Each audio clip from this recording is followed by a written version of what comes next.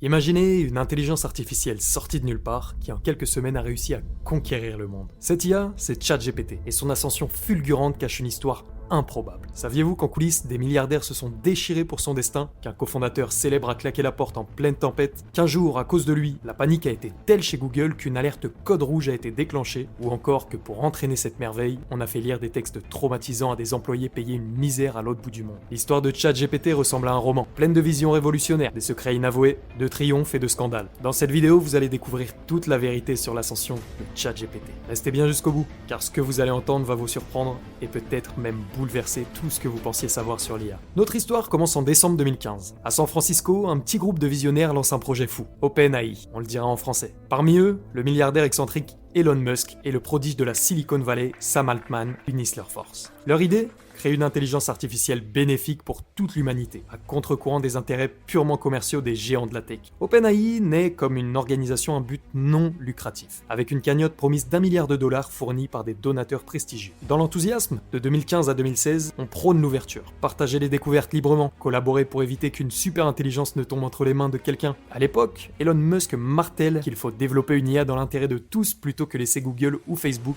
dominer le futur. L'objectif est presque utopique, assurer que l'IA profite à l'humanité. Cette période, ce sont les fondations idéologiques de ChatGPT qui se posent. OpenAI attire les grands talents de la recherche, séduits par la vision plutôt que l'argent. Les salaires sont modestes comparés à ceux offerts par Google ou Facebook. Et une anecdote raconte même que l'équipe s'entassait dans le salon de Greg Brockman, un des cofondateurs, pour travailler. On est encore loin de l'agitation médiatique, mais la graine est plantée. En 2018, coup de tonnerre, Elon Musk quitte brutalement le navire OpenAI. Officiellement, Musk invoque un conflit d'intérêts. Il explique qu'à mesure que Tesla, son entreprise automobile, développe sa propre IA de conduite autonome, sa présence au conseil d'OpenAI pose problème. Mais la réalité semble bien plus rocambolesque. Des révélations ultérieures ont levé le voile sur ce qui s'était vraiment passé en coulisses. Elon Musk, voyant les progrès d'OpenAI stagner face à l'avancée de Google, aurait proposé purement et simplement de prendre la tête d'OpenAI pour accélérer les choses. En clair, il voulait le contrôle total du projet qu'il avait cofondé. Sam Altman et les autres dirigeants ont refusé net. Musk, vexé, aurait alors claqué la porte en février 2018, retirant au passage une énorme promesse de dons financiers sur laquelle comptait OpenAI. C'est la rupture. Musk s'éloigne, frustré, tandis que le jeune OpenAI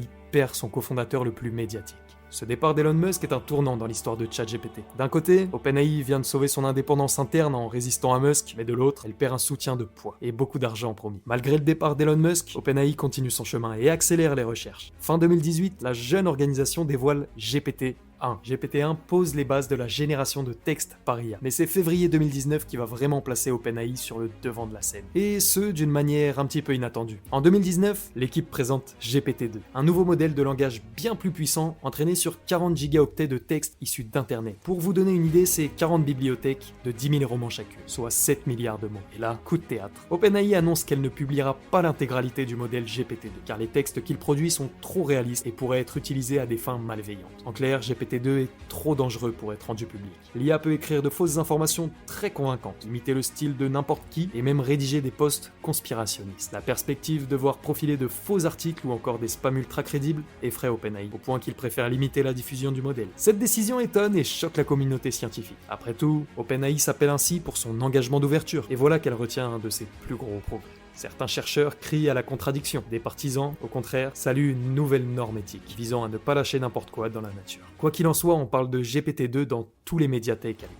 Et OpenAI gagne en notoriété grâce, ou plutôt à cause, de cette controverse. 2019, c'est aussi l'année d'un virage stratégique majeur pour OpenAI. Consciente que pour atteindre des IA encore plus puissantes, il faudra des moyens colossaux, l'organisation opte en mars 2019 pour un statut hybride inédit. En gros, OpenAI reste à but non lucratif au sommet, mais peut désormais attirer des investisseurs privés tout en plafonnant leurs profits. En juillet 2019, Microsoft annonce un investissement d'1 milliard de dollars dans OpenAI. Oui, le Microsoft de Bill Gates, plutôt discret ces dernières années face à Google en matière d'IA, décide de miser gros sur cette petite organisation. Un partenariat se noue. OpenAI obtient accès au cloud Azure de Microsoft. Des serveurs et une puissance de calcul gigantesque pour entraîner ces modèles, et en échange, Microsoft assure un partenariat privilégié et prendra plus tard des parts dans l'organisation. Ce financement change clairement la donne. Sam Altman le dira plus tard. Même 1 milliard pourrait ne pas suffire. Il faudra sans doute bien plus de capital que n'importe quelle organisation à but non lucratif. Et grâce à Microsoft, OpenAI peut dorénavant s'attaquer à des modèles beaucoup plus ambitieux. Le Le fruit de ses efforts ne tarde pas. En juin 2020, OpenAI dévoile GPT-3,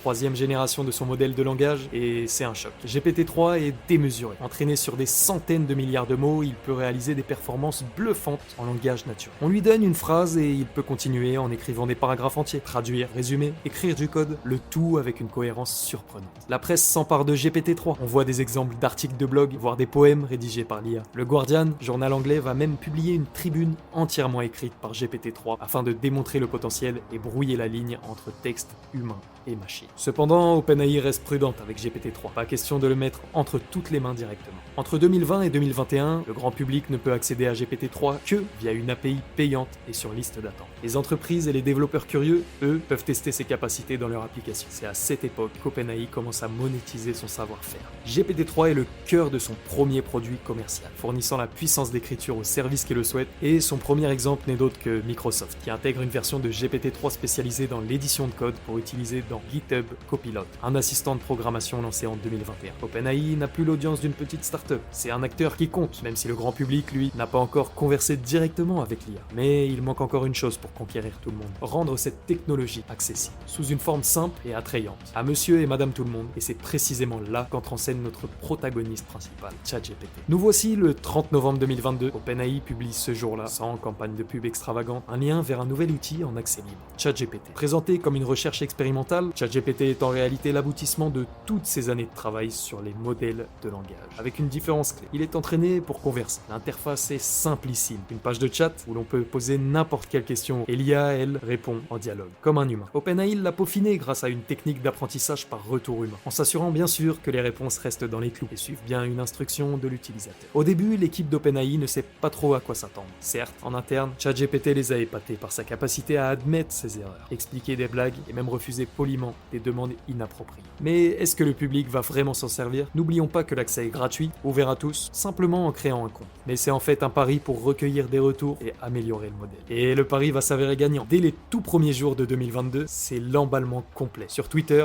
Facebook, Reddit, des utilisateurs partagent des conversations incroyables qu'ils ont eues avec ChatGPT. On voit même des captures d'écran de l'IA expliquant la mécanique quantique, avec des métaphores de lapins dans un champ, écrivant des chansons à la manière de Stromae ou débuguant du code en quelques secondes. Le bouche à oreille numérique fonctionne plein régime. Les chiffres donnent le vertige. En 5 jours, ChatGPT atteint le million d'utilisateurs inscrits. 1 million, là où il avait fallu des mois à des services comme Facebook ou Instagram pour toucher autant de monde. En janvier 2023, soit à peine 2 mois du lancement, ChatGPT compte plus de 100 millions d'utilisateurs actifs. C'est tout simplement l'application à la croissance la plus rapide de l'histoire à ce moment-là. À titre de comparaison, il avait fallu 9 mois à TikTok pour atteindre un nombre similaire d'utilisateurs. Et plus de 2 ans à Instagram. ChatGPT pulvérise les records. Mais attention, très vite, on se rend compte que ChatGPT, aussi éloquent soit-il, a un gros défaut. Il invente des informations avec aplomb lorsque la réponse correcte lui manque. On appelle cela des hallucinations. Par exemple, les utilisateurs lui demandent des références d'articles scientifiques et il va parfois fabriquer de toutes pièces un faux titre avec un faux auteur d'un journal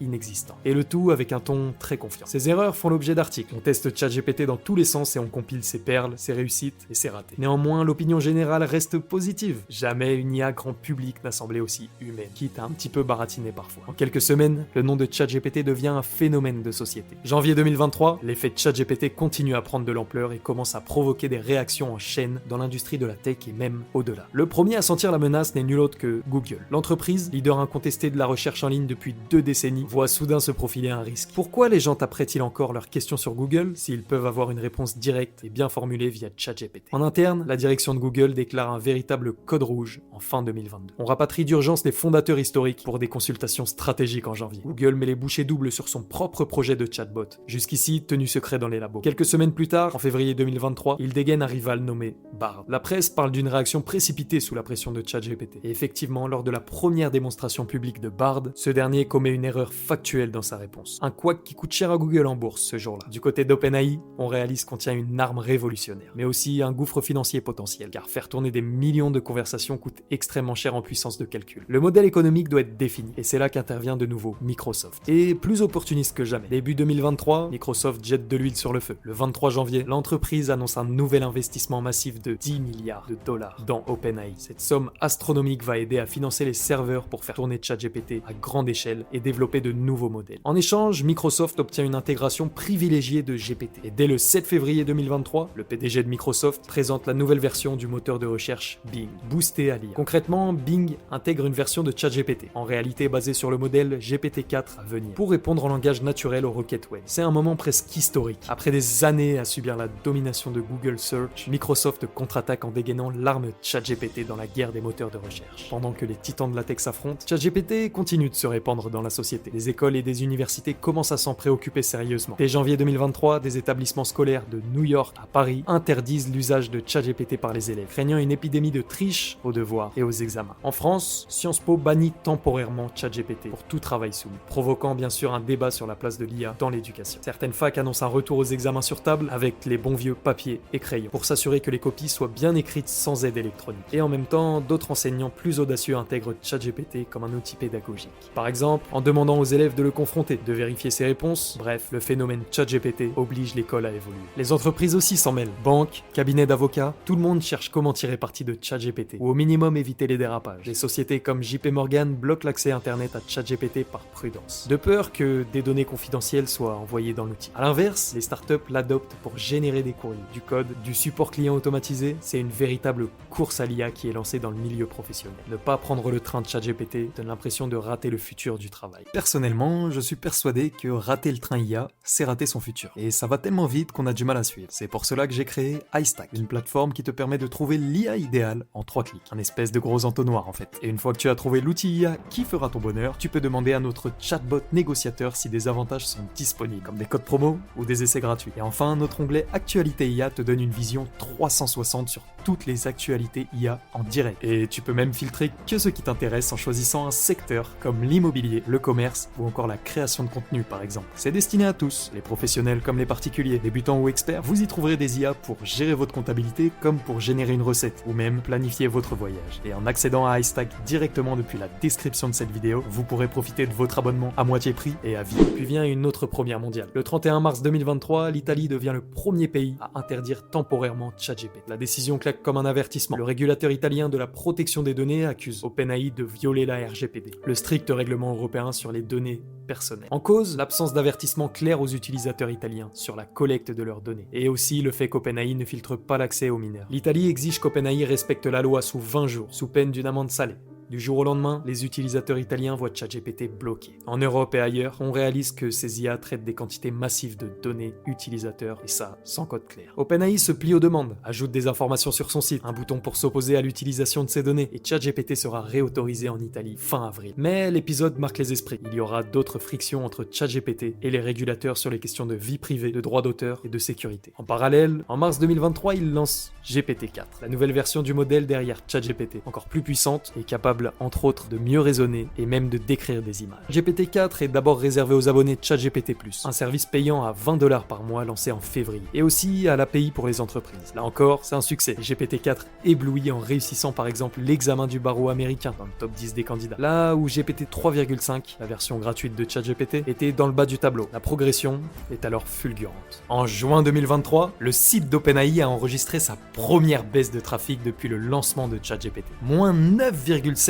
par rapport au mois précédent. Plutôt qu'un signe de désintérêt, ce recul a servi de point d'ancrage pour peaufiner l'interface, améliorer la stabilité et enrichir les prompts. En fin d'année, l'audience rebondit avec force. Et en décembre 2023, le site d'OpenAI culminait à plus de 1,6 milliard de visites mensuelles, un record. Et pour accompagner cette envolée, OpenAI a rapidement décliné ChatGPT en application mobile et en offre dédiée aux entreprises. D'un côté, les versions iOS et Android ont transformé le chatbot en assistant disponible partout. De l'autre, le lancement de ChatGPT Entreprise a répondu aux exigences de confidentialité et d'intégration des grandes organisations. Et l'adoption en milieu professionnel a été plus que fulgurante. Dès début 2025, près de 92% des 500 meilleures entreprises américaines utilisaient ChatGPT pour automatiser le support client, rédiger des rapports, analyser des données ou encore accélérer leur veille. Au printemps 2025, ChatGPT traitait plus d'1 milliard de requêtes chaque jour, tout en maintenant 300 millions d'utilisateurs actifs hebdomadaires et 123,5 millions d'utilisateurs utilisateurs actifs quotidiennement. Grâce à son offre d'abonnement ChatGPT+,